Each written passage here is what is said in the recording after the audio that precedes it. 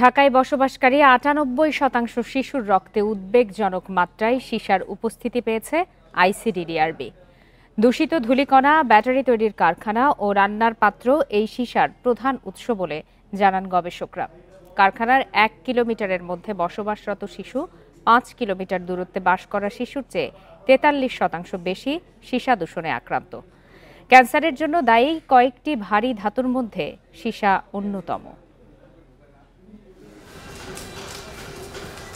দেশে সীসা দূষণের ব্যাপকতা ও ভয়াবহতা কেমন তা নিয়ে গবেষণা করে আইসিডিডিআরবির হেলথ সিস্টেম ও পপুলেশন বিভাগ। ২০২২ থেকে ২০২৪ সালের গবেষণায় ঢাকা দক্ষিণ ও ঢাকা উত্তর সিটি কর্পোরেশনের বিভিন্ন এলাকায় বসবাসরত ৫০০ শিশুর রক্তে সীসার উপস্থিতি পরীক্ষা করা হয়। এদের বয়স ২ থেকে ৪ বছর। সবার দেহে সীসা থাকলেও ৯৮%-এর দেহে পাওয়া যায় উদ্বেগজনক মাত্রার সীসা। আমরা পরিমাপ করে দেখেছি শতকরা ১০০ জনের মধ্যে ৯৮ জন শিশুর শরীরে ৩৫ মাইক্রোগ্রাম পার লিটারের বেশি সীসা ছিল। তার মানে আমাদের এই অবস্থা, আমাদের ঢাকা শহরের বাচ্চাদের অবস্থা খুবই ভয়ঙ্কর লেভেলে আছে।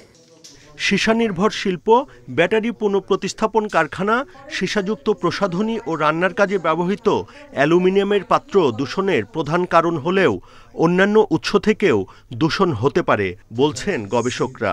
সীসা নিঃসরণকারী উৎসগুলো বন্ধ করতে না পারলে শিশুর নিরাপদ বিকাশ বাধাগ্রস্ত হতে পারে বলেও শঙ্কা বিজ্ঞানীদের। পুরাতন ব্যাটারিতে একটা জায়গায় আসে, সেখান থেকে হচ্ছে যে এটাকে ভাঙার জন্য সেখান থেকে বিভিন্ন পার্টস আছে, ওইগুলোকে সেপারেট করার জন্য একটা জায়গায় তারা করে, এটাকে আগুনে পোড়ায়। দেশের যে বেশি পরিমাণ লেডের যে সোর্স বা যোগানদাতা হচ্ছে কিন্তু এই ইন্টারনাল সোর্স থেকে, বাইরে থেকে কিন্তু আসতেছে না। যারা নাকি খর্বকায় বা স্টান্টিংয়ে ভুগছে তাদের মধ্যে আপনার সীসার পরিমাণ সবচাইতে বেশি।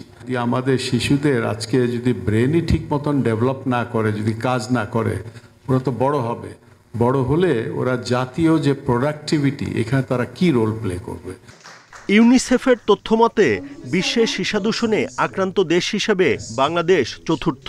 প্রায় ৩,৬০,০০,০০০ শিশু রক্তে উচ্চমাত্রার সীসা নিয়ে বেঁচে আছে।